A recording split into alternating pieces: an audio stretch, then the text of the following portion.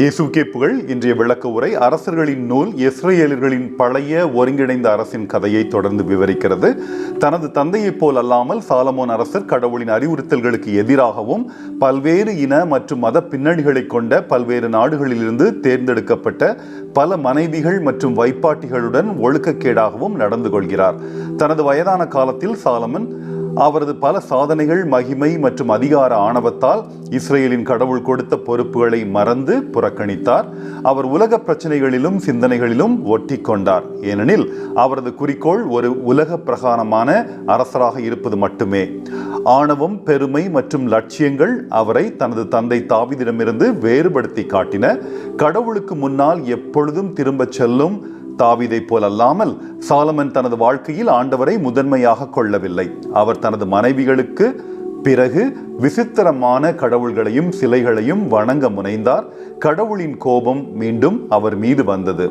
மேலும் அவரது அரசு பிளவுபடுத்தப்படும் என்றும் அவரது ஊழியருக்கு கொடுக்கப்படும் என்றும் அவருக்கு சொல்லப்பட்டது. மேலும் இஸ்ரவேலின் பொற்காலம் முடிவுக்கு வரும் என்றும் தாவீதுக்காகவும் எருசலேமுக்காகவும் அவரது மகனுக்கு ஒரே ஒரு குலம் மட்டும் வழங்கப்படும் என்று கடவுள் அவருக்கு தெரிவிக்கிறார்.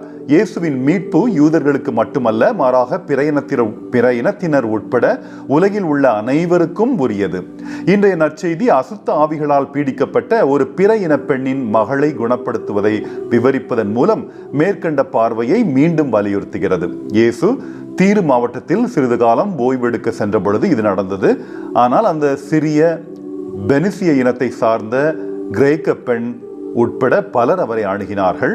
கடவுள் மீதான அவளுடைய நம்பிக்கையை அவள் எவ்வளவு தூரம் வைத்திருக்க முடியும் என்பதை சோதித்து பார்ப்பதன் மூலம் ஒரு தெய்வீக நோக்கத்திற்காக இந்த பெண்ணின் கூக்குரலை கேட்பதை இயேசு தாமதப்படுத்தினார் என்று பார்க்கிறோம். இயேசு தான் ஒரு யூதர் என்றும் கடவுளின் பிள்ளைகளாகிய அவர்களுக்கு மட்டுமே தான் சேவை செய்ய வந்தேன் என்றும், ஆனால் பிற இனத்தினர் தாழ்ந்த குடிமக்கள் என்றும் மறைமுகமாக கூறி அவளுடைய பொறுமையை சோதிக்கிறார். அவளுடைய விசுவாசம் மிகவும் வலிமையானதாக இருந்தது. மனத்தாழ்மையுடனும் விசுவாசத்துடனும் அவள் அளித்த பதில் இயேசுவை தொட்டது. ஆண்டவரே, மேசையின் கீழ் இருக்கும் நாய்கள் கூட உம் பிள்ளைகளின் துண்டுகளை தின்னுமே என்று. பாருங்கள், இந்த பெண் 3 முறை மறுக்கப்பட்டாள். இறுதியாக 4வது முறை அவளுடைய விடாமுயற்சிக்கும் பணிவுக்கும் பலன் கிடைத்தது. அவளுடைய வேண்டுதலுக்கு பதிலளிக்கப்பட்டது. ஆமென்.